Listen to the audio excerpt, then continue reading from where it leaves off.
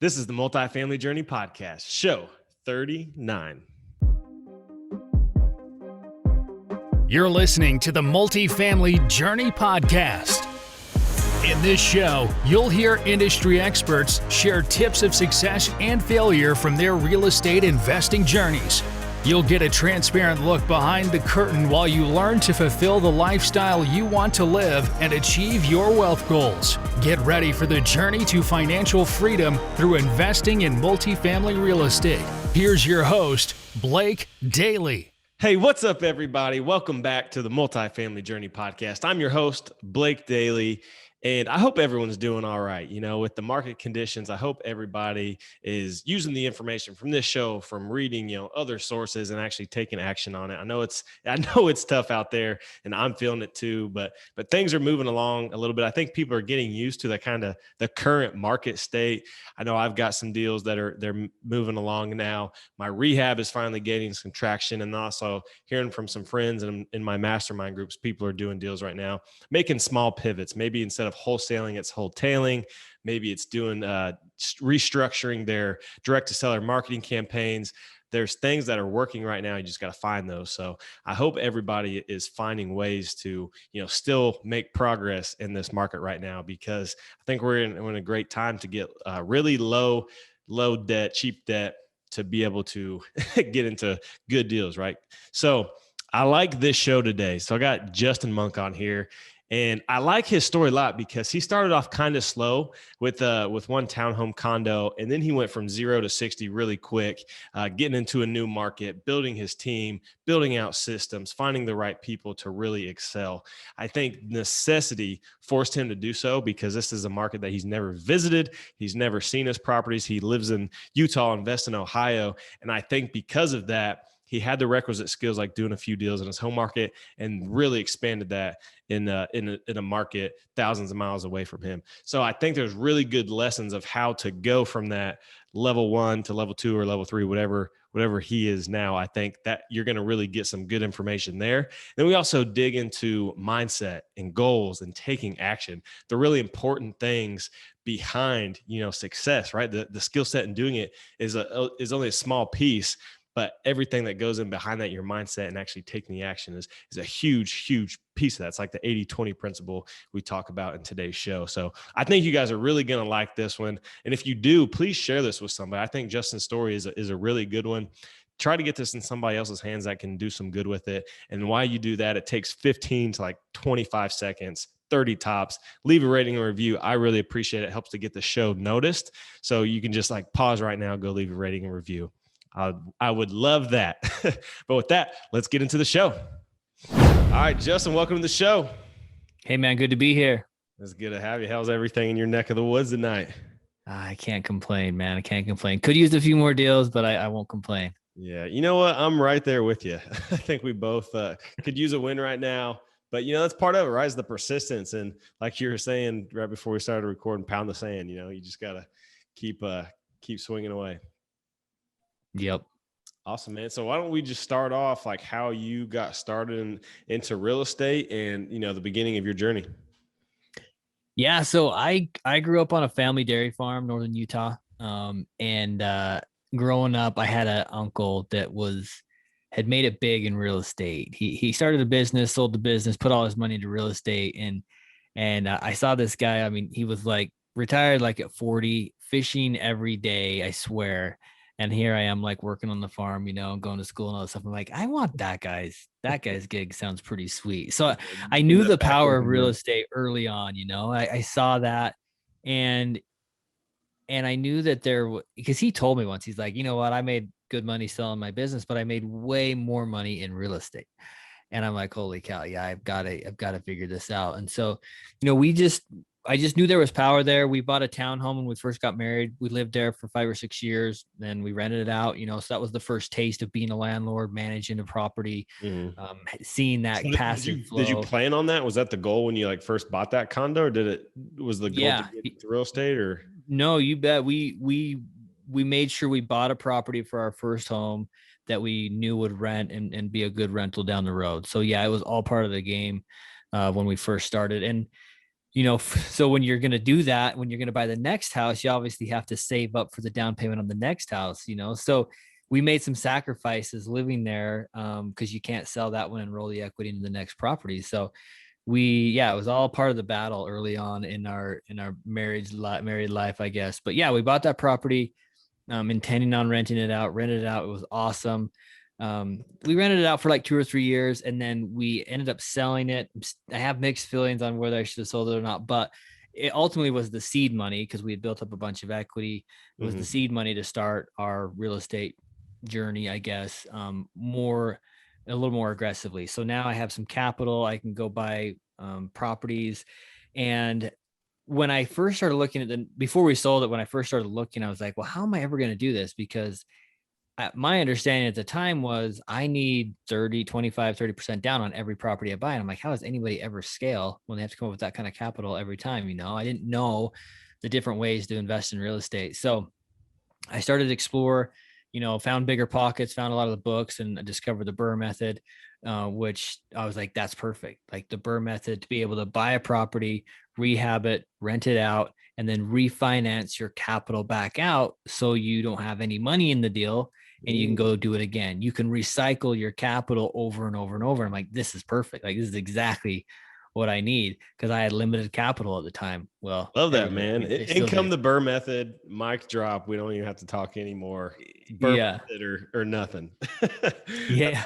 It's funny how that works out too. It's like, because when you start out, like, you're learning these strategies, right? But like, you haven't used them yet. So sometimes they don't even click to you, and it just becomes like this big epiphany. Like, oh shoot, you mean I could just rehab something, refinance it, get all the rehab money back out, and go do another deal with it. So then you're just recycling your money. It's like the steps, just building steps, walking upstairs. So that's huge, man. So where'd you go from there? Well, it's funny because, like, you find out a solution only to find a solution to make us take a step forward. Then there's always another obstacle. So the next obstacle was, well, my local market was crazy expensive, right? 3-bedroom, 2 baths, they're 150, 175,000, which to me was expensive. I didn't have that kind of capital to buy cash, to make cash offers on that this kind is of a still property. Like the northern Utah market. Yeah, northern Utah, southern Idaho. And so we did end up doing one in southern Idaho, and that's a whole nother story. But I knew that to get the properties and to scale like I wanted to, we needed to go to a market where there was more properties, more cheaply priced, that we could get into. And so we started looking around. Ohio seemed like a great place to go. We talked to different investors that were out there to kind of speed up the learning process, what markets, or what neighborhoods to avoid, what neighborhoods to focus on, kind of the ins and outs of investing in that market. And, few conversations and a little bit of research on our side, and within like a couple of weeks, we were making offers on properties. So it was pretty fast, and it's been good so far. We're able to pick up 3-bed, 2 baths for 40 or 50K, put 15,000 into them, and then they're worth $85,000. So it's out pretty well, and they're renting for way more than the 1% rolling. We're $950, $1050, like, so the rents are also very good. Gotcha. And that makes a really good point, because the economics of those deals in that location work really well. And especially for the type of investing that you want to do, right? It sounds like you had this vision in your mind of where you wanted to go, right? And like built your strategy around that. So can you talk to like how you, because it sounds like this didn't just happen overnight. Like you didn't just say, hey, let's go invest in Ohio, but it sounds like purposeful. And I want to pull this out because I think sometimes people just jump in and say, oh, I got to flip houses because I saw it on TikTok, or I got to do like short-term rentals because I saw Blake talking about it because I do that on top of the multifamily stuff. But what made that strategy and that location all, mesh together for you? Yeah. So for me, I mean, I have a full-time job, so I'm good there, but I wanted to start building passive income. I want to eventually move into more of a passive income flow. Plus, I love the idea of building equity, paying down the mortgages over time. So to me, it was a buy and hold strategy. Mortgage over time. Huh? So I said someone else paying down your mortgage over time. Yeah. So yeah, correct. Yes. It still feels like I cut the check, but yes, it is. Yeah.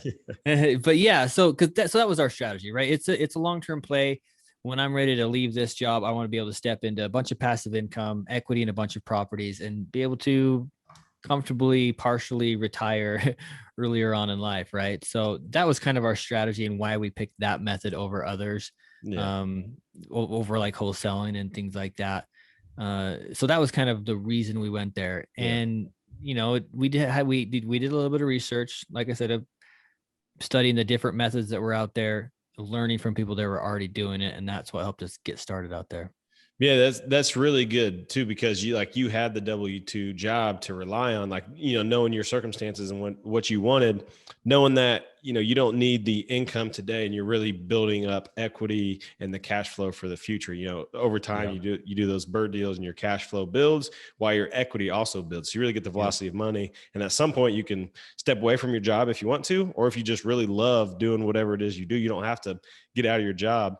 But if you get the cash flow and that's what you want, then you can, throw full time into this. And like doing the BRRRR strategy, you learn so much too, right? You learn how to find contractors, you learn how to do the rehabs, you learn how to get banks, build those relationships with lenders. Cause you have to jump off through all their hoops and get them everything they need to apply for these loans. So by doing a strategy like that, I think you really set yourself up for long-term success, because there's so many skills built in the BRRRR strategy that can make you successful. If you want to pivot to flipping houses, if you want to pivot to doing, bigger buy and hold stuff. So it's very applicable strategy. I like how you broke that down. And when you found that market, it sounds like, you'd done your research and you got into it quick. So how did you go about finding the right people and building your team there? Like, did you use BiggerPockets or, Google searches? What was your strategy there? Yeah. So obviously when you're investing long distance, like I am, your team is so important, right? They're your eyes, they're your ears, they're everything. Cause I have not been to Ohio. I have not seen any of the properties that we currently own. That scares a lot of people, man. I know. Well, if people look at me like I'm absolutely crazy and I've lost my mind, which just might be partially true. I don't know, but yeah, they just like, were you crazy? I'm like, well, I've seen the property. Like I saw 75 pictures from the home inspector. My contractor, my agent, and a home inspector have walked through it, and a leasing agent will walk through it before we put a tenant in it. Like those are my team members. And what's important there is like all those people probably individually know more than you. And when you combine all their experience of the different people seeing it, like that builds your confidence to say, okay, if you got, 2 or 3 different people all vetting this deal for you, like that's perfect. That's why you rely on the team. I tell people that all the time, like find the people in your market. And that's like the same thing, whether you're investing in your backyard in Utah or Cleveland. So that's huge, man. You hit it. You hit it on the head, man. Like I would use this same method if the property was 15 minutes away. Mm-hmm. My agent would check it out. I would send an inspector. I would send my contractor. We'd get a scope of work. We'd price out the rehab. And then when the rehab was done, I'd have a leasing agent walk through it and make sure that the contractor did what he was supposed to. Like I'd still follow that process. And it forces you to, right? If you're out of state, you can't do all those things, right? If it was 15 minutes away, you might say, oh, I can leave work and do the walkthrough. Or I'll crawl under the house and take pictures of that beam that they, the inspectors saw or whatever. But if you're out of state, you have to rely on those people. So it's, I think building those systems, if you learn that and you combine that with the BRRRR strategy, you can invest anywhere, like on almost any kind of property. So that's good that you, because let's be honest, I'm not the expert. I am the investor. So my idea, my expertise, I guess, is, finding the deal and funding the deal and getting it under contract, negotiating that. Right. Mm-hmm. I don't know how to do a backsplash in the kitchen. I could probably figure it out, but I have a full-time gig during the day. I don't have time to do that. This has to be passive for me. So I rely on my team. And we ended up finding the team through BiggerPockets. Like I think it's a pro member feature. I don't know, but you can go there, you can enter in, hey, I need to find agents in this market. And it's like a list of however many agents. And I just started pinging them and reaching out to them. Ended up getting down to like 3 or 4 people that I thought would be good. Whittled it down to 2. And ultimately at the end of the day, it was this agent that was the most responsive, like the quickest. And they were hungry. The agent that was like texting me. So like 10 o'clock at night, my time was when I finally get around to real estate investing. And that's like that's like 11 p.m. his time, midnight, whatever. So he's texting me and we're working out deals at that. I'm like, this guy deserves my business. He's hustling for me. And he's been really good so far. And I found the property management company the same way. Actually, I think that particular agent came through the property management company. And then that agent referred me to the contractor, and the contractors worked out really well. It's so true, right? Like when you experience this firsthand, like rock stars know rock stars. Like the best people in every market know the other best people in whatever field that is. So like normally the best broker, knows the best contractors, or the best property manager knows the best whatever, or the title companies, whatever it is. Like all the best people work together because the best people don't want to work with jokers and people that don't know what they're doing. Exactly. Yeah. And so it's been good. That's kind of how we found the team. And I feel like the way I do it, there's a lot of safety in a check and balance system that I have. So there's no one person in my team that can lead me too far astray. For example, the agent, obviously he's biased because he wants to sell me a property. So I have to check him. And so I send the contractor, oh, yep, it's not as bad as, it's just like what the agent said. We're going to need about this much work or whatever. Right. And obviously the contractor wants the business. So I send out an inspector who his only job is to point out every little thing that's wrong. Right. So he feels that he sends me the report, and now I know everything that's wrong with that property. Right. And so I get on the phone with the contractor. We go through every little thing. We develop a scope of work. He puts a price to it, and I'm like, all right, let's roll. Contractor goes in and does his work. Well, who's going to check to make sure the contractor did all the work? He can send me pictures, right? But he may not send me all the pictures, right? So the leasing agent, I task her with going through and saying, hey, these are the things that should have been fixed.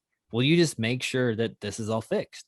And if she sees stuff like whatever, like a loose outlet cover or something, she lets me know like every little thing. And luckily she's super picky. So she'll say, hey, these 3 things did not get done or need to be done. I'll be like, oh yeah, that's in the scope of work for the contractor. I'll contact him and say, hey, you missed these things or whatever. And even sometimes the agent will find stuff that we all miss. So hey, let's add this to the scope of work. So no one person has too much power to lead me too far astray. Obviously there's always risk, but those people are checking each other and making sure that everybody's doing their job, which has worked out pretty good for us. Man, that is so good. I feel like you skipped like this whole intermediate stage of investing and just went right to, somebody that for the most part has their stuff figured out, right? Because like it was forced out of necessity. Like you had no other option, but that's like the way you should be doing it. Like you said a minute ago, like you wanted this whole thing to be passive, set it up to be passive because the goal is passive income, and that was all intentional. So I just think for those listeners, that's really important. Like if you can set those systems up from the beginning that way, whether it's out of state or in your market, I mean, that is going to streamline the whole thing. You have checks and balances there. No one single point of failure. It's like military systems right there. General Justin on the call. Yeah, exactly. The only thing that would make it more passive is some kind of like an executive assistant that handled all the which I thought that was, I don't want to say the name if it's a real person, but we got an email mixed up with who we thought was scheduled for the podcast. I was like, Justin, is this your assistant? Like, I don't know where this scheduling came from. It sounds like this might have happened twice. It's super weird, but we made it through it and we made it. Hey, but since we're on the topic, I want to talk about, after you get the deal, you do I guess like, in the rehab and then managing the property, what kind of systems do you have set up, and like what relationships are involved with managing the process, whether it be, managing the rehab, what it takes from your input, and then managing the property after it's rented and, it's stabilized, it's just cash flowing. Yeah. Managing the rehab. Man, all I really do is just, I check in with the contractor every day or two. He obviously sends me daily reports or send my every other day reports. Hey, here's where we're at. We're on schedule. We're not on schedule, whatever. And then once it's all done, we jump on the phone. We're going through all the pictures and making sure everything got completed before I release that final payment. So that's pretty easy. What I could do better at is having a more detailed scope of work. So I really have a lot better explanation of what actually all the things that he's supposed to do. Cause he might wrap in like, oh, hey, the kitchen and these 3 things, but general rehab in the kitchen. Well, I'd like to know all those things. So that's one thing I've been working on, fine tuning the more detailed scope of work. Once it's rented out, the property management company, they've been awesome. There's really not a lot I have to do. I look at the statements as they come in every month. I look at the money that hits my bank account, which is most important. And, as far as getting it rented out, dealing with tenant issues, dealing with late payments and all that stuff, like I don't even touch it. It's all done by the property management company. I've given them, I've set it up to where they can take care of repairs up to $200 without even bother to talk to me. Maybe that's bad. I don't know. But like I said, for this to work, it has to be as passive as possible. And you don't want to be, you don't want to be caught up in a $50 toilet clog or whatever. So that's good. Exactly. And I think that's usually what, in my experience anyway, is like that part's usually the easiest. As long as you have a good property manager, that's going to take the least amount of time, especially if you're just skipping the whole, BRRRR strategy, not doing rehabs, and you buy turnkey. Really, that's where the passivity, the passiveness, the passive aspect, whatever you want to call it, that's where you get the passive income from. Is, the managers are dealing with the tenants, the maintenance request, all that stuff. So once you get to that point, it's really passive. So if you can get it, I think the BRRRR strategy is the best. And Jess, you'd probably agree with me because the velocity of money we were talking about. But if you can grit it through that rehab period and just kind of, take the shots in the gut, but get through it, because you're gonna learn and you're gonna get better. And if you can get to that point of, you're now renting them out, collecting checks, managing reports, keeping the property manager accountable, a couple times a month. That's where you start getting the passive income. That's where you build the power of a full portfolio. And it sounds like that's, you're on your way, already have established that. So that's really good. And I wanted to pull out something in there too. You're talking about your scope of work and setting that up and basically creating the expectations with the contractor. Hey, this is what I want done. I need it at these prices. And that's something that's really helped me, being in government contracting. That's something where I've gotten much better. And I started out really bad at this, right? I'd be like, hey, we need to do a kitchen. We need to do a bathroom. We're probably going to have to paint this thing. We might need to do flooring. So like my scope of work, I'd have to pull up like one of my original scopes of work, but it was probably bad. I don't want to put that out in public there. Actually, there's probably just a lot of question marks, like kitchen ? Cabinets ? But something I've gotten a lot better at. And like you were saying, the line item pricing, to know, all right, yes, we're doing a kitchen, but in the kitchen, we have cabinets, we have flooring, we have plumbing, we have light fixtures, all those things break out to a price. And you want to make sure that, you've done, it sounds like now, multiple rehabs with these contractors. So if you got a line item price over here, that's $3 a square foot. And on the next bid, it's $6 a square foot. Like, hey, what happened here? Go off the historical pricing, because you have everything broken out. I'm actually getting that done with my contractor right now. It was sent without line item pricing. And like right before we jumped on here, I was like, send the email back. Hey, I need everything broken out. I can't just go off the total. It doesn't tell me enough. I need to see where your costs are coming from. So if you're writing your scope of works, and you're walking through the property, write everything down, like by the line item, and then give that complete scope of work to the contractor and tell them to bid out on that. I think that's what you're getting at. And what I've just learned through trials and tribulations. I need to like systematize that, and I don't know, make a post about it or something, because that's helped me a ton, man. My rehab budgets have gotten way better over time. I would actually even be interested in that, because I'm the kind of guy that, and maybe even to a fault, where on stuff like rehab, it doesn't excite me. So I'm bored with it. So I don't want to go into the details. Like, to me, done is better than perfect. And like vague details are better than going into the weeds with it. So but it also exposes me to some risk too, because I may not know, hey, we might get in arguments about what was in the scope of work and what was not. Yeah. And he may, the exact same way. And it burned me like once or twice. Not, it wasn't, we still were able to BRRRR and get all the money out. And so it was like still a really good end. But in the moment, I was like, man, what did I do? So I'm the same way. I'm like lazy by nature. So I have to like force myself to put all the detail in there, and I'm not detail oriented. But if you just cover your bases up front, it makes your life, the contractor's life, like everybody's just on the same page, right? It's all in the contract. You have those terms. So that's really good. Yeah. I'm going to think about putting something together on that, just like a like a basic scope of work. Jay Scott's probably like the king of this. If you've read his book, the book on flipping houses, he goes into exorbitant detail of how to do all that. But see, this is what I'll say again to the more newer investor. Like, you can read that book for the first time without having done any deals, and you're like, okay, this is all really cool and stuff, but there's not really a place for the answer yet. You almost have to go do a couple of deals. Yeah, you got to go do a couple of deals, and then you're like, oh, that's what he means. Now there's this place, because now there's a question for the answer. Initially, you're just like, okay, this is all cool data, sounds great, but you don't have any questions. You don't have any place for that answer or need for that answer. And so you go back now and like, okay, yeah, now this is making sense. I see where my risks are when I handle a contractor this way. I see how I should be doing this.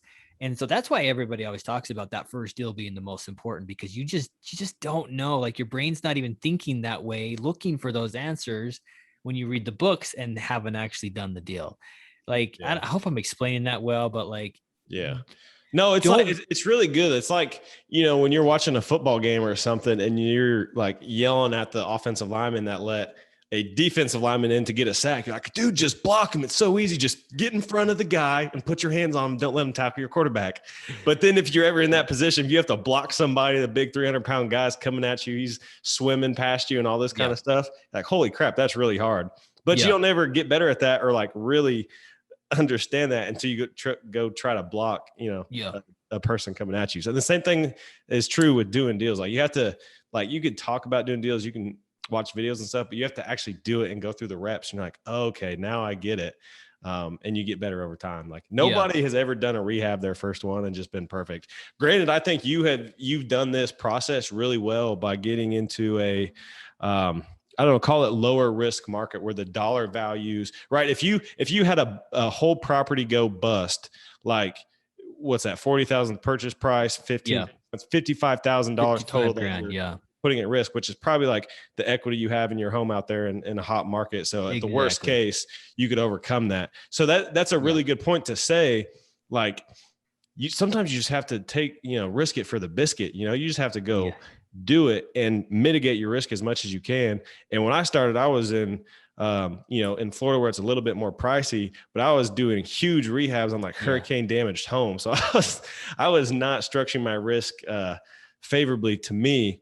But like, I just, I was going to grind and figure it out no matter what, and ended up working out. But I think your strategy is really good from that perspective, to get into a affordable market where you can get, cheaper labor and get these projects done at a reasonable price and not have to, you don't have to start on a remodel on a 100-unit apartment complex or anything like that. Yeah. But it gets you to that point, right? But now I could, if I felt like I wanted to, I could. And you're right, my risk is I'm a lot less exposed just because of the price point, and that's helped me have the faith that I can go out there and do it and that I'm protected, Yep. And the thing is, that snowballs too. Like, for all the people listening, it starts out with a $55,000 project, and then you're doing a $100,000 all-in project, and then all of a sudden you can go do a 4-unit that's $300,000 or $400,000, and it builds on itself. Like, so don't think you have to do all this at once. You don't have to, jump right in and get a big commercial apartment complex. You can start on those small deals, build the skills, and they snowball. Like, that is an exponential learning curve if you're taking those lessons and reapplying them, right? Like, live like a student and just absorb all the learning lessons and fix them the next time. And it's like, that's exponential growth. Yep.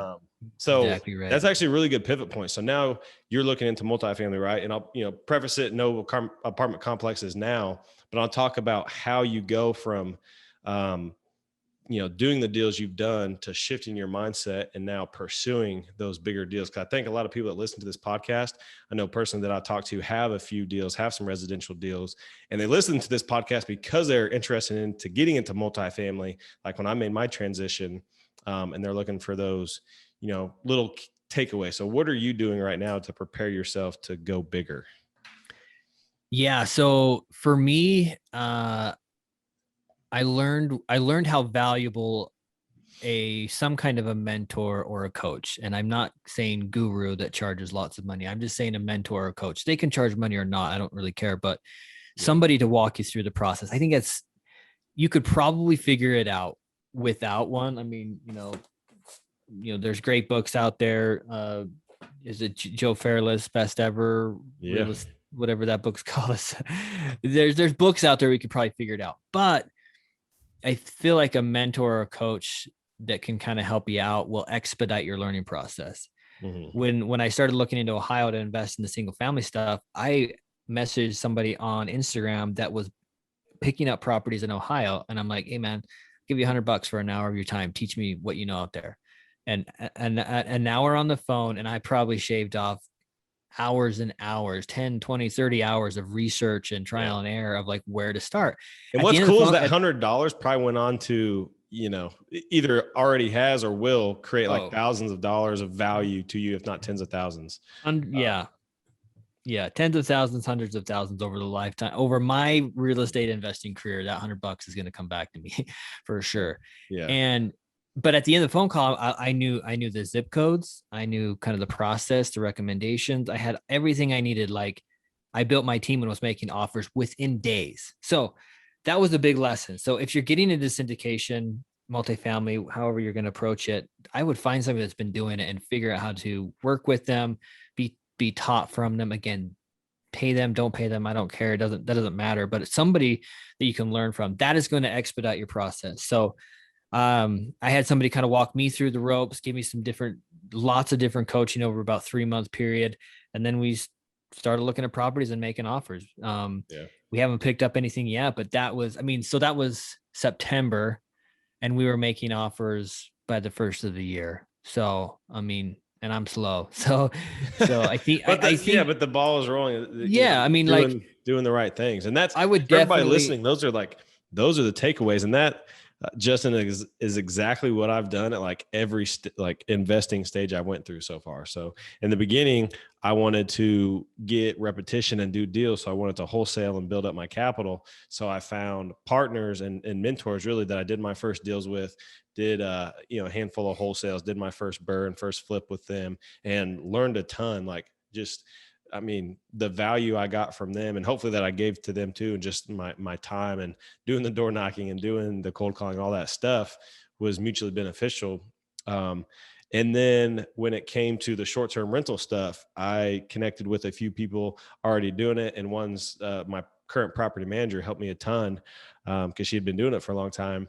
And with the multifamily is the same way, like finding other people that were already doing deals and doing my best to provide value with them and, getting it back, and just education that expedited the learning curve at every stage. So that is a strategy that I've personally used. So I can attest to that. If you surround yourself with those kind of people, and like, if you want to get to a certain level, find somebody at that level and just try to be relentless with giving them value. And it's just going to showered down back to you.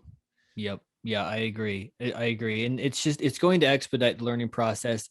And honestly, if you've been dealing with $100,000 or $200,000 single family properties, and then when you're looking at an offer, looking to sign an offer for $1.2 million or whatever it is, it's a whole different ballgame.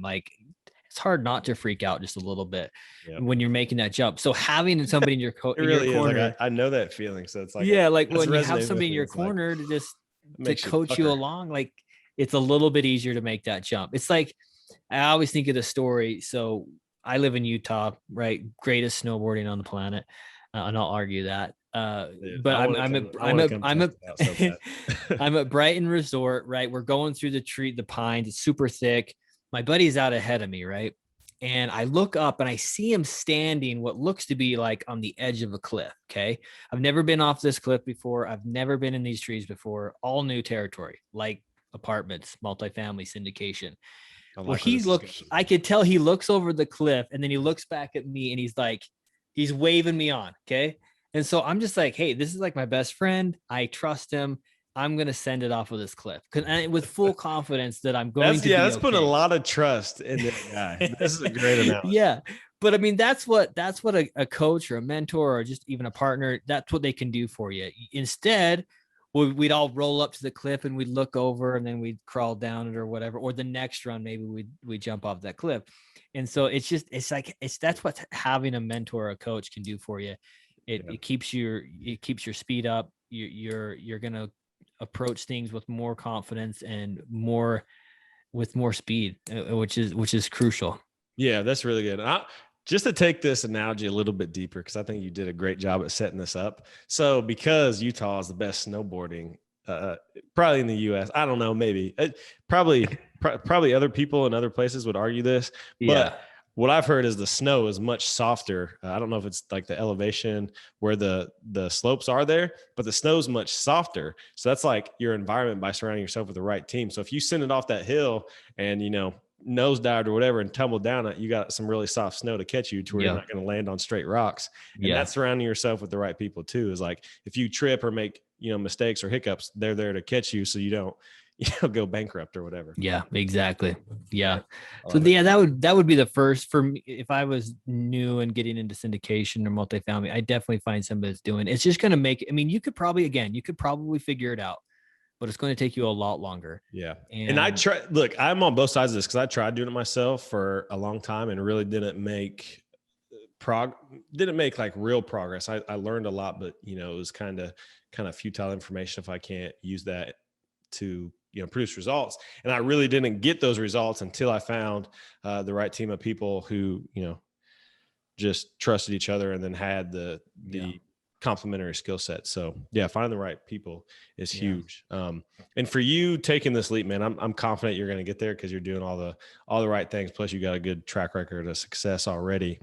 But this whole thing, real estate investing in general, is the goal big multifamily, or is real estate more a means to an end for you? Like what's the purpose of the drive to pursue bigger deals and all that for you? Yeah. My why, or, what's driving me ultimately is being able to create a life where I fit in work or earning an income around life rather than fitting in life around work. Does that make sense? Yeah. It's like building your business around your life rather than building your life around your business. Yeah. So, and some people may call that financial freedom, or, freedom of time and money. And that's basically what we're after here. But I have nothing against working and hustling and busting my butt and to make these deals work. But I do want to build a business that is going to be, again, passive. And it's something that I fit in around the other things that I'm passionate about in life, with my family, with my hobbies, and giving back, all the different things that I would much rather be spending my time on. So for me, it's not about building this humongous real estate investing company. I don't know what it's going to look like, but that's the ultimate goal of is just creating that life that I want. And I know that passive income has to play into that. Yeah. And I know that real estate is one of the best ways to do that. So that's ultimately why we're pushing.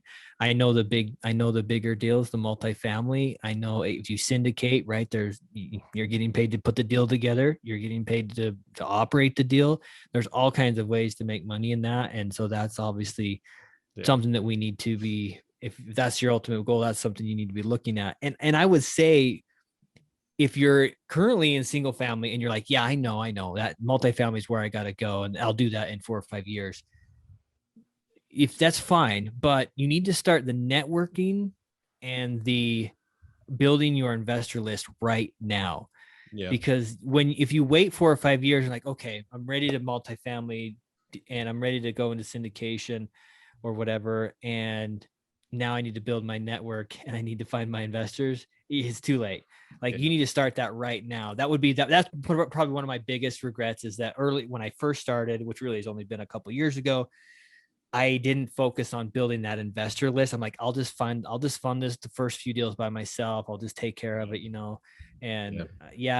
but I would start that process way earlier on, because when it comes to this multifamily, that's going to be huge. Yeah. It's easy to think when you're starting out doing smaller deals that if you find a really good deal, you can find the money. And that's probably true. That's how I invested in my first 9 or 10 deals, was just hustling to find really good deals and then figuring out how to close them, finding the money and maybe a little bit of luck.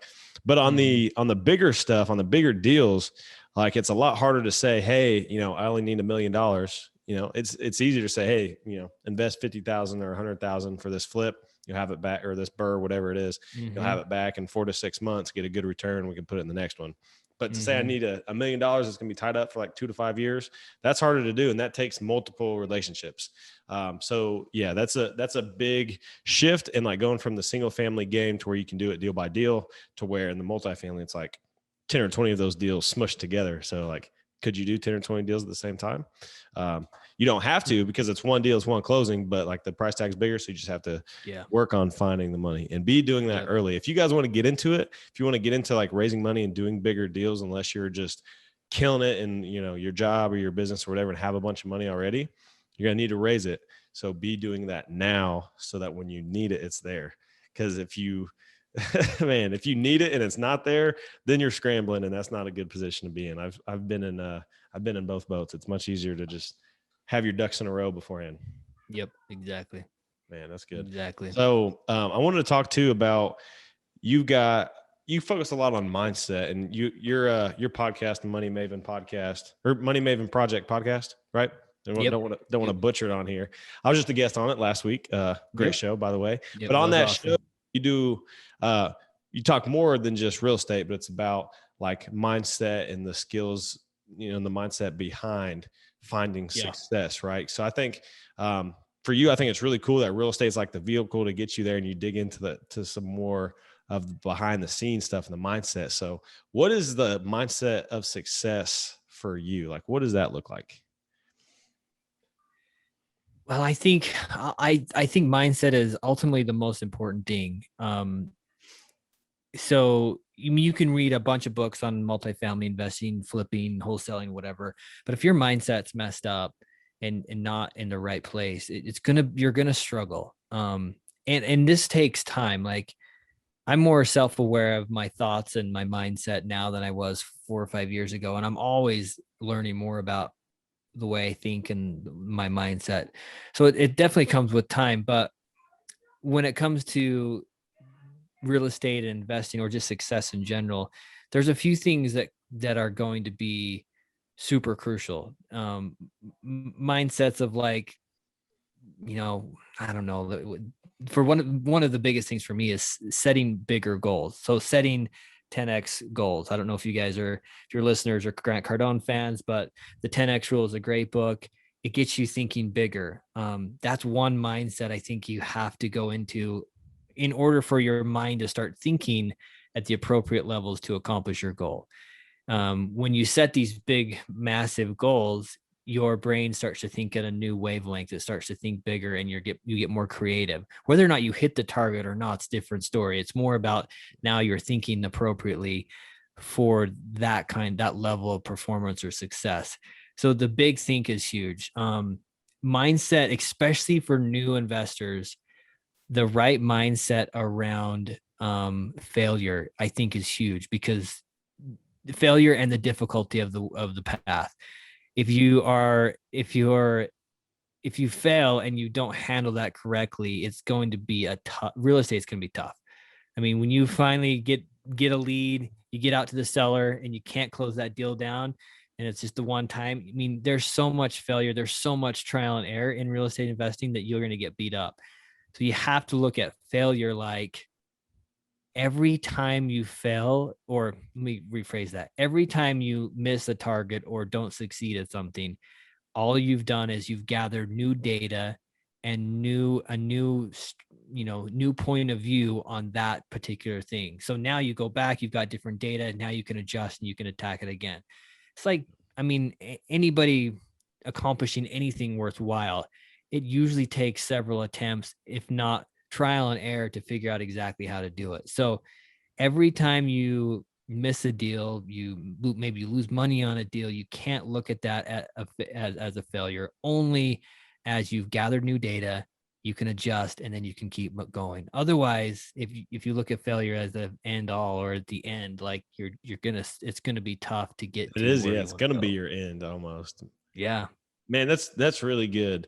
So for you, do you think like skills, like the skills you build, like the tools you add to your tool belt, whatever it is, like those tangible things, like, can you only succeed on those? Or do you think there has to be something bigger, right? If you're just like the best at like checklist items, can you still reach that higher level? Or are you kind of limiting yourself if you're not like developing your mindset? I think you have to. I don't know very many successful people or people that I look up to that aren't really self-aware about what's going on in their mind. And yeah, they're incredibly skilled too, but I think the most successful people I know are very conscious of what's going on and how they're thinking about what they're up against. I'm sure you could, I'm sure you could get there on just skill. But I think it's tougher that way. So I don't know. I mean, that's a great question, but I think again, especially new investors, if you're going to be, if you're not going to have the skill, you might have some, but if you're depending only on that, it's going to be a struggle. I think you've got to be able to be ready for the setbacks and the different things that are out there. Yeah, I think that's a really good point. I found myself, and probably you too, you'd agree with this, I'm sure, that like the more I've developed kind of my mindset and kind of dissect how I think and kind of pull out my thoughts and kind of rearrange them and really adjust. It's like breaking down your own mind to see how you view the world and how you're approaching different situations. And the more you focus on building your mindset and that personal growth, spend a lot more time like meditating now and just reading other books about other entrepreneurs to see how their mindset developed, to kind of pull apart tips for myself. And I've seen progress in my own life. Like the things I'm focusing on is like bigger deals, trying to build business now and doing that whole side of things rather than just like the tangible things about doing deals, because I feel like I have those covered enough now to where it's like I can free up my mind to focus on those bigger issues and not get stuck in the minutia. So, yeah. Well, I think that we're going to go way deep now, but I think there's a reason that everything in life has resistance. It's all hard. Like whether you're doing real estate or you're going to train to run a marathon, like there's resistance and there's difficulty. I think that's because the idea here is that we become better people. We become better, healthier both in mind and in body. And ultimately, when you reach that goal or whatever it is in your life, that accomplishing that goal will be awesome. But the true value is who you became in order to achieve that goal. And along the way, who you became to achieve that goal. That I think is where the most value is in accomplishing any goal, is who you become, right? If you run a marathon, yeah, that's really cool. And the medal's awesome. But what kind of health, both mentally and physically, did you have to get into to accomplish that goal? That's where the real value is. Yeah. And so I think we sometimes, hey, I want 1,000 doors or whatever, I want $100 million in real estate. Okay. But who do you need to become to be able to achieve that goal? Because I'm betting you couldn't achieve that goal without changing the way you do things, the skill sets you have, the mindset you have. I think pretty sure you're going to have to learn and grow to get that goal. And so I think you hit it spot on. Like, man, like you're now paying more attention to that. You've got the skill, but now it's like, hey, now I can think about these other things mentally and emotionally that I think are ultimately the most valuable to us in this life. Yeah, that's huge. And I think too, like you always have to, focus on the skill, like building up your skills, like getting better at that tactical stuff. Always, but even more so, it's like 80%. It's like the 80-20 rule. Like 80% is the most important and that's your mindset, how you think about things. And one question, I don't know where where this originated from, whether I read it somewhere, but I've been asking myself recently, like, who do I have to become to achieve my 3-year vision? So I got my 3-year vision out of the Vivid Vision by Cameron Herold, and that's hanging up on the wall. It's like, who do I have to become to achieve those things? Like the Blake of today is not the Blake in 3 years that, achieves those things with some of the things are like 25 million in real estate, kind of Yeah. the niche real estate firm. Cause I do multifamily, I do short-term rentals. Like it's a little bit different. It's kind of like my personality. Like I like doing BRRRRs and getting the most out of my deals. And I can do that in select multifamily deals like the one I closed. And then in my BRRRR property. So I really love those. And then bringing in other investors to get these awesome returns, like that fires me up. So I want to be known for that, like have my own niche. And to get there, but like I have to change in these 3 years to get to that point. Like if I stay the same, you know what, my scenarios, my bank account, my net worth are all going to stay the same. So I have to evolve. I have to change. I have to adapt and deal with these different situations. So I've been asking myself that and journaling about that topic is like, how do I become this person? And it's not somebody else. It's like me. It's like the vision of me in the future. How do I get to that point? So that's what I've been asking myself and dealing with, kind of like that's huge battle. Yeah. It's not that you're changing to be somebody else, but just an improved version of yourself. And that's, exactly. Yeah. And a better it's also, it's a good way to check. It's a good way to check that you're on the right goal or target, because when you ask yourself, well, who do I need to become to achieve that? And then if you're like, well, I don't like that. Like, I wouldn't like that person. I don't want to be that. Now, you need to, there's a misalignment there of what you're setting your target as and who you would like to become or who your best self is. So now you can recalibrate just a little bit. So that question of who I need to become to accomplish your goals, that is a big question. That's a big question. Yeah. It's a hard one to answer too. Like I've been dealing with it for like the last month now, because things are shifting in my own personal situation in business. The deals I'm focusing on are now much more dynamic with the BRRRR B&B rehabbing right now, and another one in the works. And now there's one that just popped up in Lake Tahoe that my partner and I are focusing on doing. So that's going to add a lot of diversity to my portfolio. So with that, I'm going to have to change. But I want to flip this back on you. Like this is something I know you focus on. So what does that success look like for you? And then how are you now focused on becoming that person that you've like envisioned yourself and, in the future, whatever those goals are, whether it's real estate, personal, whatever. Because, really in the future, it's all you, right? Your real estate and your personal life, it's all one combined vision. So what are you working on to become that person? Yeah, that's a great question. I mean, and I think I'm with you there. That's been a very big, I'm in the discovery process of that. For soul searching. You know what we need to do, man? We need to go buy 2 Harleys and just go up the coast of California, camp on the side of the road and do some soul searching here. This right here, that question it should be asked around a campfire somewhere in the middle, a starry night kind of a thing, because it's going to be a long discussion. But yeah, I mean, I'm in that same discovery process. And by the way, you mentioned journaling. I think that's so huge right now. Like just being able to constantly be aware of what you're thinking, what you're feeling, and where you're going with that. Journaling's been huge, but I know, and I've already kind of explained this, but I know that where I want to be is somewhere, like I said, more free from more passive income, more free from the 9 to 5, or completely free from the 9 to 5, but still working and hustling deals, because I don't think there's ever I made it kind of a thing, because there's always more I can do and more I can give. I think down the road for me, it's more time with my family. It's more time working on projects that are helping people and the world and those kinds of things. So I haven't nailed all that down, but I know that's somewhere that I want to be.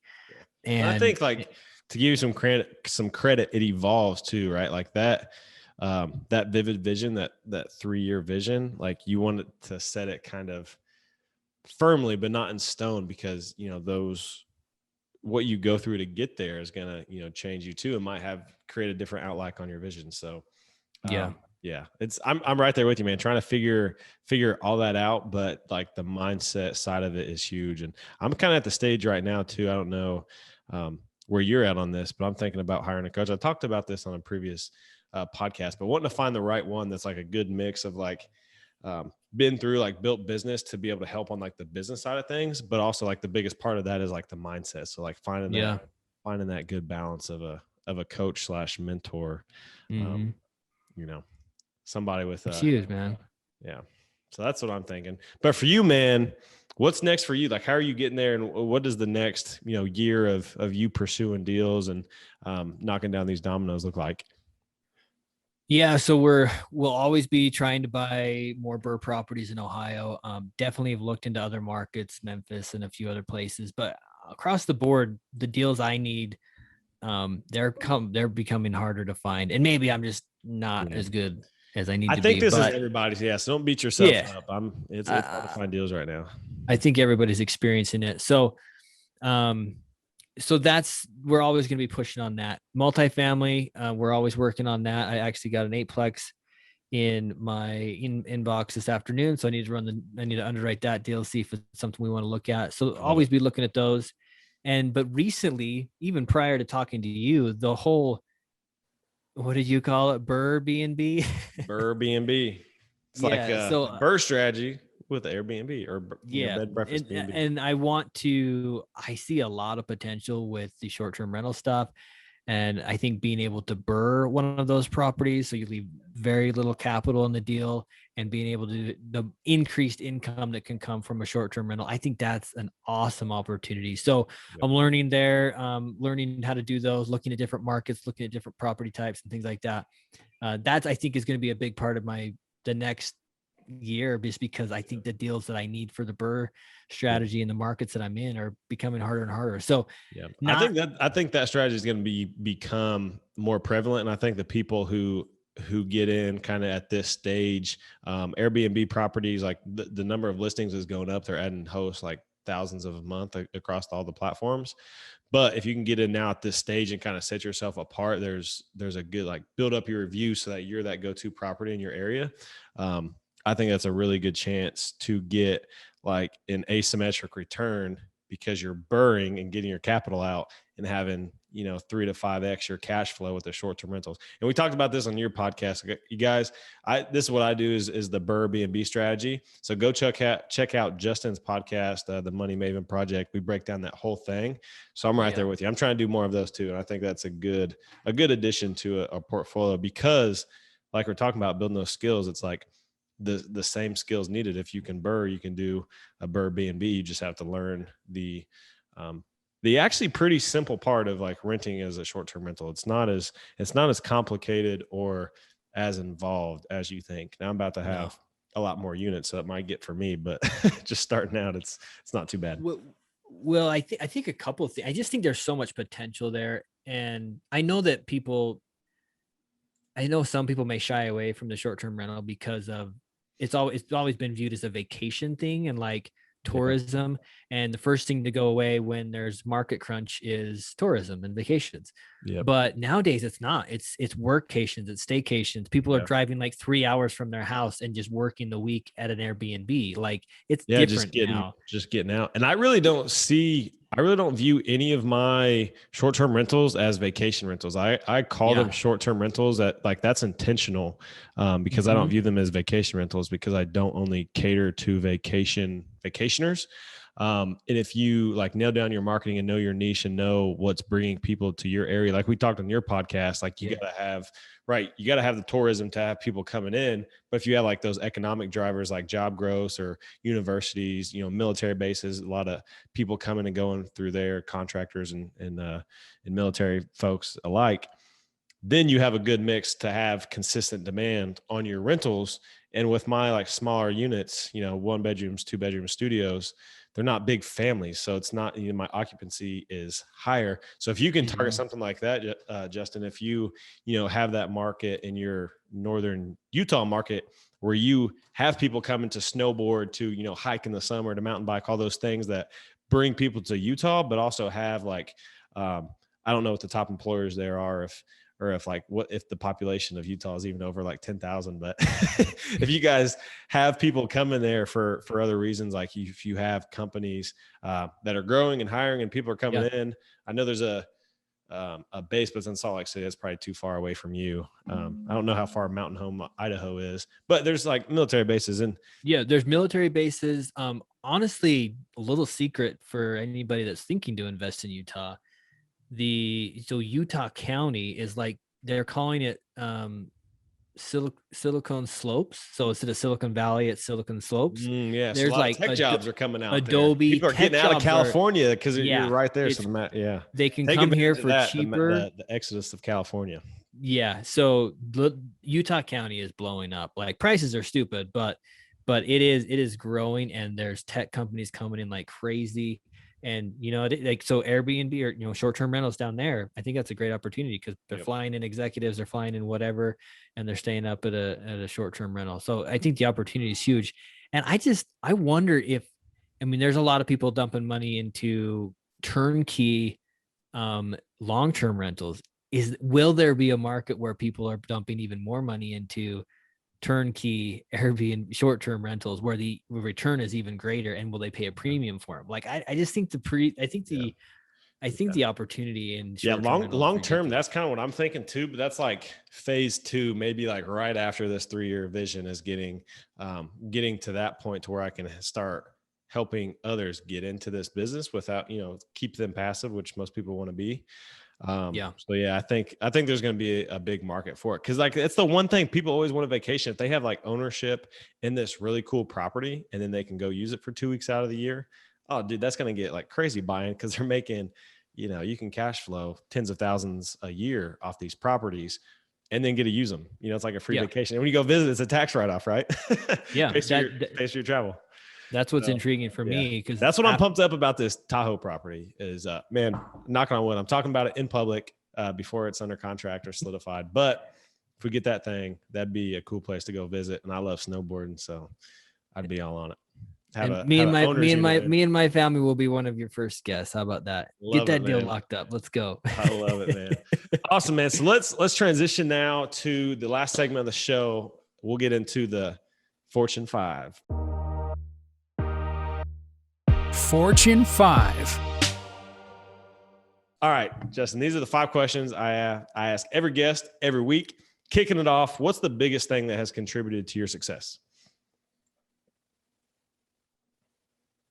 The one thing that's contributed to my success. The biggest thing, the one takeaway, you'd be like, man, I made it. And this is why. It's going to be, I know we've talked a lot about it, but it's my mindset. I know that sounds, and you got a great mind, man. Prep that, but hiding under that hat, but it's a great mind. It's the only way like that I've been able to push through the difficulty, because I always underestimate or overestimate how easy things are going to be. And so I was really, it's not as easy as you think sometimes. And there's definitely setbacks. And so my ability to just press forward and keep going and having a vision down the road of where I want to get to and being super committed to that.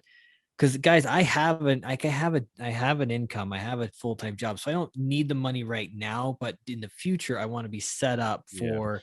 It's like sacrificing today's Justin to set up tomorrow's Justin, and you have to have the perseverance, the mindset to make it through that tough period, like that growth phase. Yeah. I would say the mindset. And then obviously I'm always learning. Bigger Pockets podcast was a huge deal for me initially. It still is. All the book, I love to read. I love to learn. So that's definitely helped me kind of figure out what the best path is and kind of be ready for the different hiccups in it. So I don't know how highly rated or like what the ratings are in the Bigger Pockets episodes for the mindset episodes on Sunday, but this is probably going to send people away from my podcast to theirs, but I don't even care because I love those episodes. They're freaking awesome. If you guys aren't listening to those, you have to go listen to them because they're like, man, they're like changing the way I view life. Like, it's very, very informative, very powerful. And like on top of like the skill set, like I'm still like teaching, like we talked about mindset today, but I'm still getting into like the specifics of how to build up, how to grow your portfolio. But that stuff is like, once you're talking about ready to build a business and really, create that freedom. Once you have all like the lower level stuff figured out and done, man, it's huge. So that's been really good for me. Cool. So what's been the biggest mistake so far for you that's turned into a learning lesson? Yeah. On the first deal that we did in Southern Idaho, so here back to that thing of like, sometimes I just don't care about the details. I just want to get it done. We did not vet out our contractors enough. And we didn't, There was a different property in a different market that we got bids from this guy on as far for the rehab, and compared that to one other contractor, and he was like a third of the cost. I'm like, okay, this is a no brainer. This guy's for sure he's way cheaper. So we didn't get that property. The next property, I didn't bother to get more than one bid. I was like, this guy's cheap. Well, let's go with this guy. Huge mistake. It ended up he didn't even bid everything that needed to be done. He just gave me it was like 60% of what needed to be done. So obviously it looked way cheaper. Didn't really go into detail on the scope of work, right? So this is the stuff that we've already talked about. Yeah, this is where you get it all laid out. This is good though, because like, how'd you figure it out for the next ones? Like you went through the shitty part. Exactly. Yeah. So that was big. That was a big enough problem as it was. He ended up, I go up there one day to check on the property. There's like an air mattress in one of the rooms. Like the dude's sleeping there, and he ends up disappearing, going dark on me for like 6 weeks, and finally tells me that his business partner, which apparently was also his girlfriend, embezzled a bunch of money from him. Hey, I don't have any money. Can't give any money back for those windows you paid me for. All this stuff. We ended up losing some money on that deal. Luckily, real estate can be fairly forgiving. We ended up just throwing the deal on the market. We sold it. We lost a little bit of money, but we got out of it without too much trouble. You learned the lesson. Definitely learned a tough lesson on the first deal. I know rule number 1 is to never lose money, but I lost some money on that first deal, but learned a ton. And I was like, man, if I can survive that, I can survive anything in Ohio. And I'm going to do it better. I'm going to be better at it. And the thing is too, like if you would have held on to that long term, like it would have appreciated. Oh yeah. You would have been fine. You might have been into it for more, and it would have cash flowed, but your ROI would have been lower. But you ride that out, rents go up over time. You know what I mean? The mortgage stays the same. Yep. Like that spread's increasing. So yeah, real estate's very forgiving. Yeah. And guess what? Like you didn't lose your shirt, lost a little bit of money, but like think about that. Like if you got that kind of education for the little bit of money you lost, do you think that was cheaper than going to get your, bachelor's or at that point your master's or whatever it was, another $100,000 in education. So you just got your advanced lesson, your advanced course right there. The biggest damage was what it did to my ego. I was feeling a little bit bad when I'm like, oh man, am I really going to be able to pull this off? But but then it turns into like a laughing story. You can tell, around the campfire or whatever. Hey guys, listen to this one. You know what? Yeah, I've dealt with bad contractors too. They all got these stories, man. That's funny. Yep. So Justin, what's your favorite book that you'd recommend to someone starting out? I would recommend the 10X Rule by Grant Cardone. That was a big game changer for me. I see it behind you on the shelf. Yeah, right. Yeah. That's probably where I would start if I had to pick any books, because again, here we are talking about real estate. I want to make sure that your mindset's right before I recommend any like how to flip, how to BRRRR book, right? I want you to have the right mindset going in. And that book talks about setting big goals, talks about taking responsibility for everything. It's a really good book to get your head right about success and goals and achieving what you want. So that would be my recommendation. Really good stuff. I still haven't read it, so I'm going to write it down. It's probably written down on my book list, but I'm going to double put it because I've heard that several times now. But we talked about this one a little bit, but what do you like to do outside of real estate? Probably the slopes. That's so funny that you asked, because so when you said that you needed another hour before we jumped on, that worked out perfect because I was able to go fishing for about an hour and a half before I jumped onto this. So, anything outdoors, fishing, hiking, snowboarding, anything that gets me outside, camping, that's all. I love doing all that stuff. So real Utah man. I love it. You bet. Man of the West. Yeah. Yep. I can only do so much down here in Florida because it gets like hot pretty early and stays hot pretty late because we're in Florida. But all that other time, like when it is hot, like getting out on the water, man, I love that stuff. So I just love being outside. So I'm right there with you. I prefer the warmth, but I'm not scared of the cold. That's you got to get up there in the high elevation to get to the slopes and stuff like that. So we still got to set that up. We got to do that. I got to come out there and, man, Utah is like on my list big time. So I'm super jealous. You get to enjoy it all the time. Let's plan it, man. It'd be fun. Let's do it. So last question here, Justin, where can people find out more about you and connect with you? Yeah, I'm the most active on Instagram at the Money Maven Project is where I share all the details for what we're doing, what we're up against, the properties that we're buying, how we're buying them, how we structure the deals, how we build, how we run the team that we've got. And then I also share like how I'm exploring these new markets and the short-term rental combined with a BRRRR, like all this stuff that I'm learning, I try and share it there. So Instagram is probably the best place. I share everything on YouTube also. We have the podcast, the Money Maven Project Podcast. That again, I've had some awesome guests on there. Steve Sims, Evan Holiday, some pretty heavy hitters, I think. And we focus on tactics there of real estate investing, but also the mindset. Like we focus a lot on the mindset that it takes to succeed. So those are probably the best places to follow me. Just followed you on Instagram. Right? Perfect. Thank you. I just realized that like on Instagram on the messenger, because I didn't see your message for like a week, that there's like 2 different tabs of messages. So I saw this, I was like, what's this like little notification? And then I had like messages like back from February, people asking real estate questions, and then sitting at work today, I was like, man, I got to go back and answer all these. So I was like, trying to get back to people. That's huge, man. I love that. I love how you share that kind of content. That's, the whole reason I started this podcast and my website and all that was to show people like the behind the scenes of actually doing it to get to that level, right? Not from like a top down view, but like from somebody like crawling through the trenches, got their face in the mud, going through all that stuff right now. Because looking back in, 10 years or whatever, hopefully by that time can say like I've somewhat made it and can look back on all that and be like, that's, all this is because of all that work put in. Yeah. And I think it'll help people at any time. They can always look back on that stuff and get through it. So love that, man. But this has been an awesome show. Thanks for coming on here and, talking about the wins as well as the losses. I think that stuff is super valuable, like those lessons learned.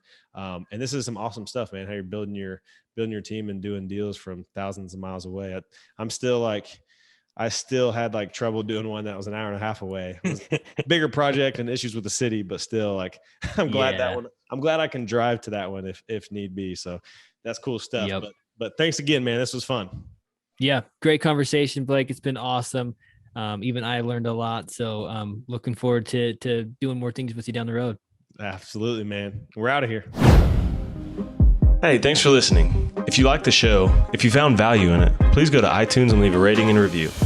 And if you want to check out more on your multifamily journey, go to multifamilyjourney.com where you can get free resources to start your journey and figure out your path. That's multifamilyjourney.com. But more importantly, go take action today towards your financial future. See you next time.